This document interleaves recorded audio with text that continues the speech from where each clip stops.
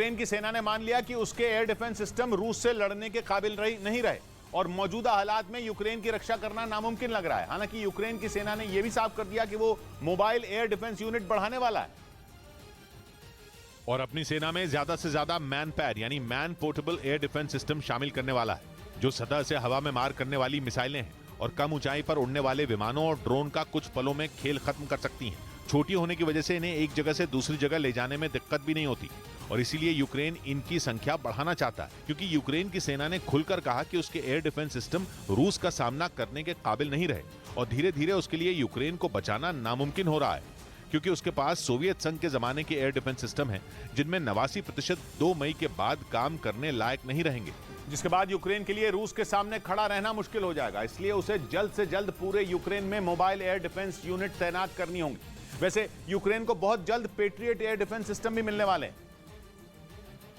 जो यूक्रेन के लिए राहत की तो बात है, लेकिन यूक्रेन की सेना ने बयान दिया कि वो पेट्रियट एयर डिफेंस सिस्टम के भरोसे नहीं बैठ सकती और पेट्रियट मिसाइलों की यूक्रेन जंग में तैनाती के बाद ही पता चलेगा कि वो कितने काम की हैं। क्योंकि वही सही समय होगा जब पता चलेगा कि जिस मिसाइल को इतना ढोल पीटकर यूक्रेन लाया गया वो कितनी काम की है, और तभी साबित होगा कि पेट्रियट मिसाइलें जंग में बेस्ट हैं या नहीं। यानी यूक्रेन भी जानता है कि patriot air defence system Ukraine के हर मर्ज की दवा नहीं है और इसीलिए वो दूसरे विकल्पों के बारे में भी सोच रहा है। यूक्रेन की सेना ने बयान दिया कि सोवियत संघ के जमाने के एयर डिफेंस सिस्टम से पूरे यूक्रेन को कवर करना मुश्किल है, क्योंकि रूस केवल मिसाइलें नहीं दागता बल्कि आत्मघाती ड्रोन भी भेजता है, जिनसे लड़ने के लिए पेट्रियट और मैनपैड दोनों की जरूरत पड़ेगी, क्योंकि मैनपैड रूस का बड़ा हथियार बन चुके शाहिद 136 को रोकेगा और पेट्रियट रूस की मिसाइलों को, क्योंकि पेट्रियट मिसाइलों का इस्तेमाल शहरों और खास जगहों को बचाने में होता है, क्योंकि 40 से 160 किलोमीटर की रेंज वाली ये मिसाइलें खतरे को डिटेक्ट करके उसे हवा में ही उड़ा देती हैं। अमेरिका ने इन मिसाइलों को चलाने के लिए यूक्रेन के सैनिकों को ट्रेनिंग भी दी, क्योंकि अमेरिकी सैनिक यूक्रेन में युद्ध नहीं लड़ सकते और इसीलिए यूक्रेन के सैनिकों को इन्हें चलाने की ट्रेनिंग मिली। लेकिन यूक्रेन के सभी सैनिक ये मिसाइल चलाना नहीं जानते, इसलिए उन्हें दूसरे हथियारों की भी जरूरत पड़ेगी, क्योंकि पश्चिमी मीडिया ने दावा किया कि रूस अगले कुछ दिनों में आत्मघाती ड्रोन की नई खेप यूक्रेन भेजेगा और वो भी बिल्कुल नए तरीके से। यानी यूक्रेन में ईरान के शाहिद 136 की फिर से जबरदस्त और नए अंदाज में एंट्री होने वाली है। पश्चिमी मीडिया ने दावा किया कि इस बार रूस जोड़ों में ड्रोन भेजेगा, जिनमें एक ड्रोन थोड़ी कम ऊंचाई पर और दूसरा उससे अधिक ऊंचाई पर होगा और अगर एक ड्रोन को यूक्रेन की सेना ने मार गिराया तो दूसरा ड्रोन टारगेट को हिट करेगा। क्योंकि पिछली बार रूस की सेना ने जितने आत्मघाती ड्रोन भेजे उनमें से 60% को यूक्रेन की सेना ने मार गिराया, लेकिन बाकी के 40% ड्रोन ने भी यूक्रेन को बहुत ज्यादा बर्बाद कर दिया। अमेरिका के रक्षा विभाग का नया दावा तो जेलेंस्की का दिमाग और खराब कर सकता है, क्योंकि उसका कहना है कि गर्मी की शुरुआत में रूस के ड्रोन यूक्रेन पर बड़ा हमला करने वाले हैं, जिसकी तैयारी शुरू हो चुकी है और यही बात यूक्रेन को चैन की सांस नहीं लेने दे रही। दबाव में आकर यूक्रेन की सेना ने कबूल भी कर लिया कि उसके पास रूस से लड़ने के लिए मिसाइलें खत्म हो रही हैं और अब वो पूरे यूक्रेन को कवर नहीं कर पाएंगी, क्योंकि कभी कभी तो रूस की मिसाइलें और ड्रोन एक साथ आ जाते हैं। हालांकि सर्दियों में उसे थोड़ी राहत है, लेकिन गर्मियां आते ही युद्ध के मैदान में भी गर्मी बढ़ गई और 14 महीनों से जारी जंग के और भयंकर होने का चांस भी बढ़ गया। इस बीच इजराइल ने यूक्रेन को अर्ली मिसाइल वार्निंग सिस्टम देने का फैसला किया। यह दावा इजराइल के मीडिया ने किया। यूक्रेन जंग शुरू होने के बाद यह पहला मौका होगा जब इजराइल के किसी हथियार का यूक्रेन में रूस के खिलाफ इस्तेमाल होगा, क्योंकि इजराइल इस मामले में आनाकानी करता रहा है।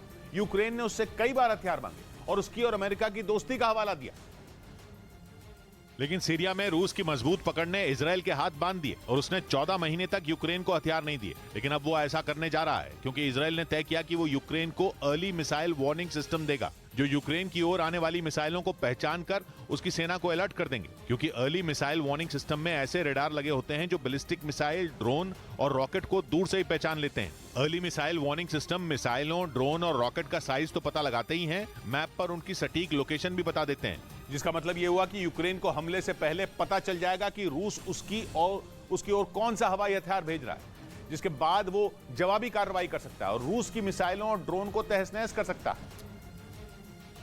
लेकिन इजराइल के अर्ली मिसाइल वार्निंग सिस्टम इसमें मदद नहीं करेंगे, क्योंकि ये केवल हथियार की जानकारी देंगे, हथियार चलाएंगे नहीं। क्योंकि वो मजबूर है, क्योंकि वो रूस पर हमला करने का खतरा मोल नहीं ले सकता, क्योंकि रूस इजराइल के साथ सीमा शेयर करने वाले सीरिया की हवाई सीमा की सुरक्षा करता है। अटकलें लगती हैं कि इजराइल के लड़ाकू विमान सीरिया में जो हवाई हमले करते हैं वो वहां चक्कर लगा रहे रूस के पायलटों से बातचीत करने के बाद करते हैं, या यूं कहें कि रूस की इजाजत से इजराइल सीरिया की हवाई सीमा में घुसता है और वहां ईरान के ठिकानों को उड़ाता है। और इसी मजबूरी ने इजराइल को यूक्रेन को हथियार देने से रोका, जबकि यूक्रेन ने रूस और ईरान के बीच होने वाली हथियारों की डील का हवाला दिया और इजराइल से मदद मांगी। लेकिन इजराइल ने उसे हथियार नहीं दिए। इस बार भी उसने यूक्रेन को वो सिस्टम दिए जो केवल हथियारों का पता लगाएंगे, हमला नहीं करेंगे। यानी इजराइल ने बड़ी ही चालाकी से यूक्रेन की मदद भी कर दी और रूस को नाराज भी नहीं किया। इजराइल के मीडिया ने दावा किया कि इस डील के बारे में इजराइल और यूक्रेन के अधिकारियों की कई बार पोलैंड में बैठक हुई, जिसमें यूक्रेन ने इजराइल से आयरन डोम एयर डिफेंस सिस्टम मांगा था, लेकिन उसने इससे इनकार किया और यूक्रेन को अर्ली मिसाइल वार्निंग सिस्टम दिया, जिसका बहुत जल्द कीव में ट्रायल होगा और अगर सब ठीक रहा तो उसे यूक्रेन के बाकी हिस्सों में भी तैनात किया जाएगा। इधर बिहार के डिप्टी सीएम तेजस्वी यादव के खिलाफ अहमदाबाद की मेट्रोपॉलिटन कोर्ट में एक याचिका दाखिल की गई। उन पर गुजरात के लोगों का अपमान करने का आरोप लगाया गया और अहमदाबाद की मेट्रोपॉलिटन कोर्ट में याचिका दाखिल कर तेजस्वी यादव पर सख्त कार्रवाई की मांग की गई।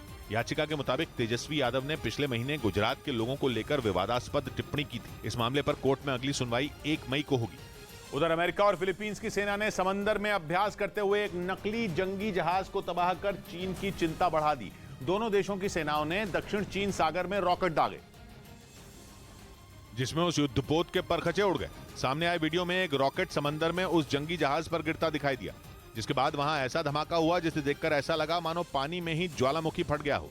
असल में बीते कुछ महीनों में चीन और फिलीपींस के बीच तनाव काफी ज्यादा बढ़ गया है। दोनों देश एक दूसरे को फूटी आंख से भी देखना पसंद नहीं कर रहे। चीन के रिश्ते अमेरिका से भी खराब हो गए हैं, क्योंकि चीन दक्षिण चीन सागर में अपनी दादागिरी दिखाने से बाज नहीं आ रहा। चीन फिलीपींस और ताइवान जैसे देशों को सबसे ज्यादा परेशान करने में जुटा है। और अब क्योंकि उसके रिश्ते अमेरिका से भी खराब हो चुके हैं, इसीलिए अमेरिका लगातार वही काम कर रहा है जिससे चीन को परेशानी हो।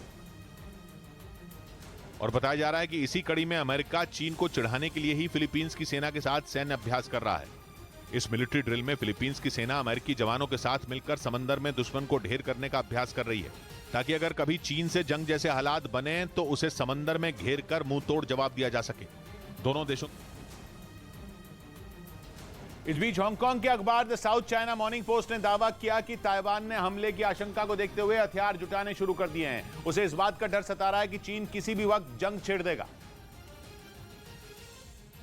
और अगर जंग में वो अकेला उतरा तो चीन उसे मसल कर रख देगा। हांगकांग के अखबार the south China morning post के मुताबिक ताइवान ने इसके लिए अमेरिका से मदद की गुहार लगाई। दावा है कि वो अमेरिका से ऐसे खतरनाक हथियार मांग रहा है जिनसे चीन के मंसूबों पर पानी फेरा जा सके। जानकारी के मुताबिक ताइवान इन हथियारों को अमेरिका से मंगवाकर एक जगह इकट्ठा नहीं करेगा, बल्कि उसने उन्हें अलग अलग द्वीपों में रखने की योजना बनाई है। मतलब अगर चीन उनमें कुछ हथियारों को तबाह भी कर दे तो भी ताइवान के हाथ खाली न हो जाएं। क्योंकि अलग अलग जगहों पर रखे हथियार ताइवान के लिए फायदेमंद होंगे, साथ ही उनसे हमले करने में भी आसानी होगी। क्योंकि ताइवान ये बात अच्छी तरह से जानता है कि अगर चीन ने एक बार जंग छेड़ दी तो ये लड़ाई जल्द खत्म नहीं होने वाली। यही वजह है कि उसने अभी से इसकी तैयारी शुरू कर दी है और इसमें उसने अमेरिका से मदद मांगी है। दावे के मुताबिक वो हथियारों की बड़ी खेप का ऑर्डर अमेरिकी कंपनियों को दे चुका है और उनसे जल्द हथियार ताइवान तक पहुंचाने की अपील भी की है। खबर तो ये भी है कि इन हथियारों को रखने के लिए कुछ खुफिया अड्डे भी बनने शुरू हो चुके हैं, जिन्हें बनाने का ठेका भी अमेरिकी कंपनियों को ही दिया गया है। असल में ताइवान को धमकाने के लिए चीन ने कई बार उसके इलाके में घुसपैठ की कोशिश की, जिसके बाद दोनों देशों के बीच हर गुजरते दिन के साथ तनाव बढ़ता ही जा रहा है। यही वजह है कि ताइवान को जंग का डर सताने लगा है और उसने अपनी सुरक्षा के लिए अमेरिका से हथियारों की खेप मांगी है, ताकि वक्त रहते चीन के खिलाफ मजबूत सुरक्षा कवच तैयार किया जा सके। इधर अतीक अहमद की पत्नी शाइस्ता परवीन के मददगारों पर यूपी पुलिस ने शिकंजा कसना शुरू कर दिया। सूत्रों के मुताबिक पुलिस ने ऐसे 27 लोगों की पहचान की, जिन पर शाइस्ता को फरार होने से लेकर मदद करने और जरूरत पड़ने पर पैसे देने का आरोप है। शाइस्ता के मददगारों में अशरफ की पत्नी का भाई सद्दाम और अतीक की बहन आयशा नूरी समेत 27 लोग शामिल हैं, जिनमें 7 वकील भी हैं। 50,000 की इनामी शाइस्ता को गिरफ्तार करने के लिए एसटीएफ और प्रयागराज पुलिस लगातार छापे मार रही है। इस बीच उत्तर प्रदेश की